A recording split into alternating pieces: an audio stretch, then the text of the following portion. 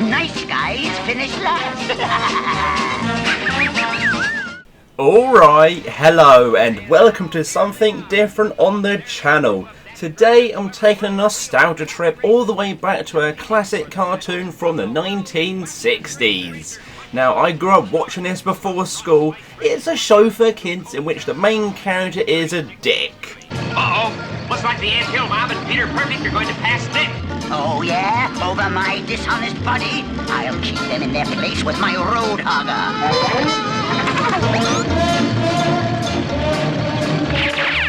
In more ways than one. Oh no, that's right, it's the Wacky Racers, a race with almost no rules between the 11 zaniest, craziest and wackiest racers in the world. Now bear in mind this cartoon was made in the 60s, so some aspects might not have aged amazingly, such as the only female character worrying about how much lipstick she has on. But remember, this was different times. It was the 1960s, everyone was swinging, I was not even born yet. But for this video, I'll be ranking them from the worst to the best racers in my own personal opinion.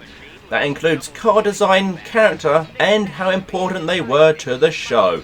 With that being said, let's start off at number 11. And away they go on the way out, Wacky Racers. Thank heavens for antifreeze. So, at the bottom of the list is the so-called Peter Perfect. But nobody is perfect. First of all, his car, the Turbo Terrific, is literally penis-shaped. In a children's cartoon. I'm not even kidding, you can't tell me this doesn't look questionable. I'll have to shake some life into my car. Overall, his personality is just a bit boring. Everyone else is mad or crazy or wacky, and you just got him constantly wanting to insert his Turbo Terrific into Penelope's exhaust pipe, which is not what I tune in to see on a Saturday morning. Take nothing like a fur coat on a day like this. So, in 10th place is Luke and Blubber Bear. Honestly, I tend to forget these characters even exist in the show. One of them is a stereotypical hillbilly. You probably couldn't get away with showing a hillbilly in this context in modern cartoons because, of course, people would be offended. The Arkansas Chuggabug, however, is probably one of my favourite names of a vehicle. I mean, come on, the Arkansas Chuggabug. Who would name a vehicle like that? Even though it does look like it's been made by a blind one-legged cat, there is no way this car would be road legal at all. But with cartoon logic, it's able to keep up with all the other cars at the same speed. And no matter how many times a car gets destroyed in this TV show, they manage to recover within seconds and are back in the race. I don't really like Blubber Bear as a character, as his only real trait is constantly being scared and crying. Although, if I had to ride on this piece of junk, I'll be pretty upset as well. In the lead, the Chuggabug running barefoot. And the Professor takes the lead away from the Red Max. And now Red Max's flying machine is taking off, leaving Red Max far behind. So, in 9th spot, I will go with the Red Max in the Crimson Hay Baler. Basically a parody of the Red Baron, who was one of the most lethal fighter pilots in the First World War. This is still a children's cartoon, right? I do like the design of the Crimson Hay Baler, despite having almost no ability to fly, or at least it sometimes flies, but it always ends up crashing. Oh, I guess if it flew all the time, that would be cheating. Not that there seems to actually be a rulebook in this show. Almost all the drivers use dirty tactics at some point, but it's only Dick Dastardly's that never work. I just feel like the Red Max is a little bit out of place in the Wacky Racers. Uh-oh! There is a tree blocking the road. Cold, Rufus? You betcha! My hot rod just turned into a cold rod. In 8th place, I have a Lumberjack. Oh, wait, sorry, I mean Lumberjack. I really should not insult him, since he does have the strongman trope very similar to that of Bluto from the Popeye cartoons. Not sure if saw blades are the best wheels, but I guess they're useful for taking sharp turns. That joke was absolutely terrible. Who wrote... Oh wait, it was me that wrote this. Anyway, yes. This is another car with two members, Rufus and his pet beaver, Sawtooth. Although Sawtooth rarely got much airtime, usually they'd be cutting their way through trees, or even other competitors. They're a solid enough team, but nothing too special that makes them stand out for me personally.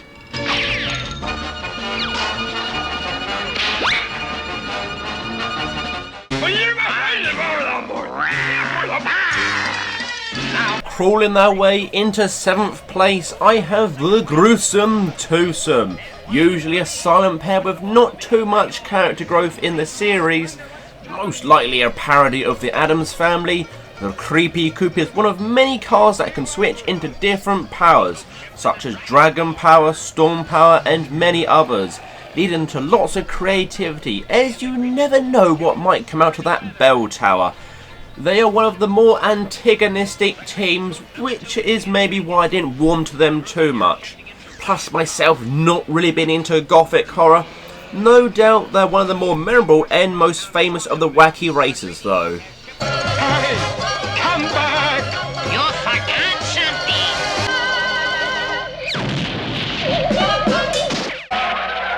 Did you hear that, Sarge?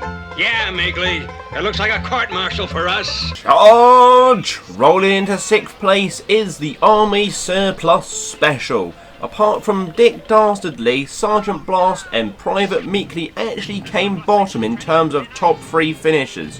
Only imagine 4 in the entire series. The right flag! With strangely no 3rd place finishers. Quite often they would load the cannon with all sorts of different weapons, such as bubblegum, or even turning it into a water cannon. They're always a fun team to have around, and there were many different weapons and tactics they would use to try and win the wacky race. The Surplus Special! Great tie rods! We forgot all about them! And Sarge is shifting into high overdrive. Cold hands, warm heart, I always say. In at 5 we have the only female driver in the wacky racers, Penelope Pitstop. She's arguably the least antagonistic to the other drivers. And apart from Dick, not many of them will actually attack her either.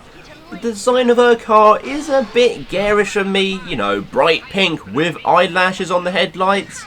She's one of the most popular characters though, even getting her own spin-off, The Perils of Penelope Pitstop, which I don't really have too many memories of. I think I vaguely remember watching 1 or 2 of the episodes. Her car also comes with plenty of gadgets. Although unlike the other drivers, they're not used as weapons. Instead they're mostly used to keep up her good looks. Which, looking back, maybe is a bit too stereotypical since she is the only female racer. How dare you! Professor Pat Pending comes up with another wacky invention. 7-league boot power. In at 4 we have the mad inventor Professor Pat Pending in the converter car. A car which can change into almost anything. Usually he'll be one to help out the others if they get caught by one of Dick's traps. I'd always be amazed at just how creative the writers and animators would get with the car, since in a matter of seconds it would completely change to either go faster or to avoid a blocked road. Again, one of the nicer drivers, he would rarely attack the other drivers and was mostly seen as a bit of a goody two-shoes by Dick. Pat Pending is busy at the controls of his converter car. I wonder what gimmick he's coming up with now. Bow and arrow power? I don't believe it. That's another thing I can't stand. A goody-good do-gooder. Hey, just a minute. Who are you guys? You looking for the anthill mob? Yeah. Well, we're the 7 Flying Credenzas. So, in at number 3 we have the 7 Flying Credenzas. No, wait, sorry, the Anthill Mob in the Bulletproof Bomb.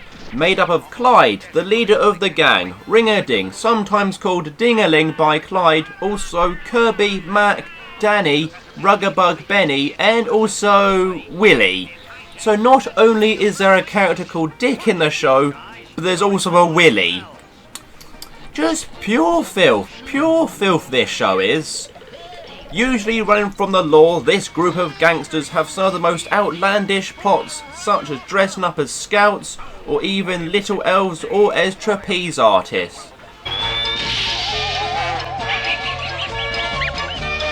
I always love how in order to go faster, their feet would come at the bottom of the car.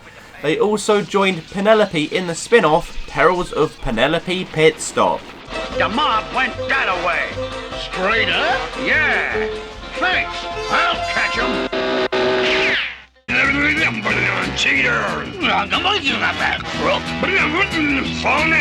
You can't bowl over the Boldmobile. In at number 2 we have the Slag Brothers. Now, slag can mean something very different in the UK, which, because I'm very immature, makes me laugh. I have no idea why I always love to root for them to win. They just seem to have some of the best slapstick in the show, usually hitting each other with their clubs or using their clubs to smack their own car, and sometimes they'll just completely fall to pieces. Again, they wouldn't usually try to obstruct the other racers, but they did have a bit of a rivalry with the gruesome twosome. Not quite sure how they can see the road with all that hair. They really do need a shave. They've been in lockdown far too long. What's the big idea of dropping in without an appointment? Now when are you guys gonna shave? But there is one team that deserves the number 1 spot. I need a land for that.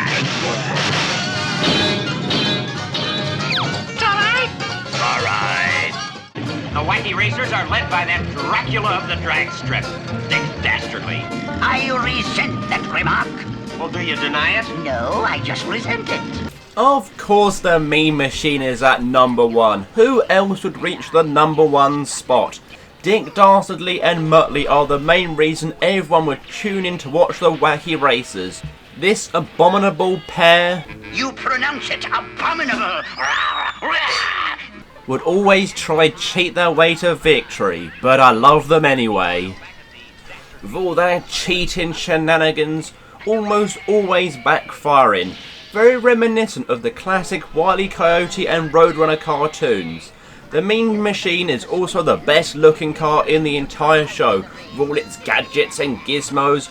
Quite famously, of course, Dick would never actually win a race or even finish ahead of any of the other racers, apart from in one show where he got disqualified. Muttley would usually help him, but no matter what would always laugh when it would go wrong. But there we go, we've reached the finish line of the video. Both double O's are slowing down now. Let me know your thoughts in the comments. Who was your favourite character and why was it Muttley? Feel free to like, subscribe for more silly videos. But for now, take care and leave me alone. Nothing can catch us now, Muttley. It's a clear track to Hackensack.